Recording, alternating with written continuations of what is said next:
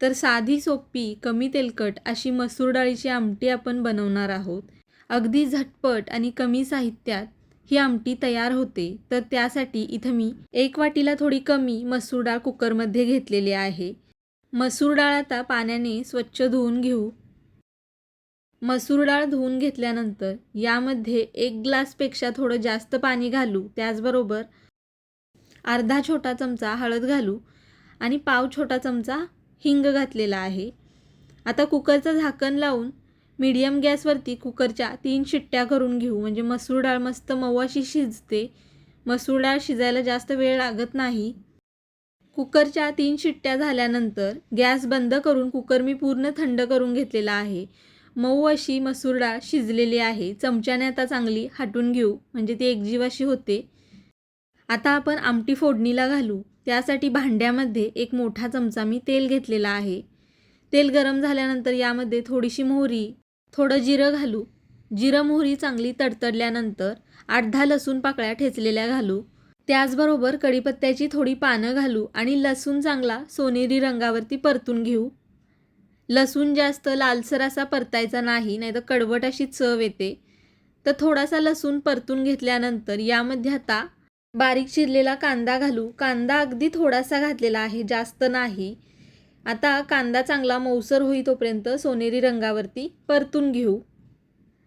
कांदा मी चांगला परतून घेतलेला आहे। यामध्ये आता आपण 1 छोट्या आकाराचा टोमॅटो घालू बारीक चिरलेला आणि कांद्यासोबत टोमॅटोसुद्धा चांगला मऊसर होई तोपर्यंत परतून घेऊ। कांदा टोमॅटोमुळं मस्त अशी आमटीला चव येते, त्यामुळं नक्की एकदा यामध्ये घालून बघा।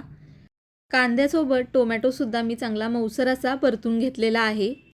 आता यामध्ये 2 चमचे घरगुती कांदा लसूण मसाला घालू। तुमच्याकडे नसेल तर रोजच्या जेवणातलं जे तुम्ही लाल तिखट वापरता ते तुम्ही घालू शकता। त्याचबरोबर चवीनुसार मीठ घातलेलं आहे। हळद डाळ शिजवतानाच घातलेली, त्यामुळं आत्ता घातलेली नाही, फक्त लाल तिखट घातलेलं आहे। लाल तिखट आता बारीक गॅस करून चांगलं परतून घेऊ। हे परतून झाल्यानंतर यामध्ये मी थोडंसं पाणी घातलेलं आहे आणि मस्त तेल सुटेपर्यंत आता हे लाल तिखट परतून घ्यायचं आहे, म्हणजे कांदा टोमॅटो चांगला मऊ असा होतो आणि लाल तिखटसुद्धा करपत नाही। तर मस्त तेल सुटेपर्यंत बघू शकताय लाल तिखट मी परतून घेतलेला आहे। कांदा टोमॅटोसुद्धा चांगला मऊ असा झालेला आहे। यामध्ये आता शिजवलेली डाळ घालू आणि मिक्स करून घेऊ। मिक्स करून झाल्यानंतर थोडं मी पाणी घातलेलं आहे। तुम्हाला जेवढी ही आमटी घट्ट पातळ हवी आहे त्यानुसार गरम पाणी घालायचं आहे।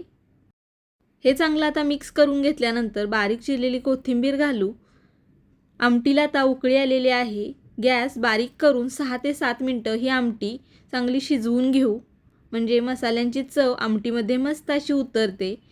तर थोड्या वेळानंतर मस्त मसूर डाळीची आमटी तयार झालेली आहे। जास्तीचे मसाले न घालता कमी तेलकट अशी साध्या सोप्या पद्धतीने ही मसूर डाळीची आमटी तयार होते। आवडली तर या पद्धतीने एकदा करून बघा। रेसिपी आवडली तर लाईक करा, शेअर करा, चॅनलला सबस्क्राईब केलं नसेल तर सबस्क्राईब नक्की करा। धन्यवाद।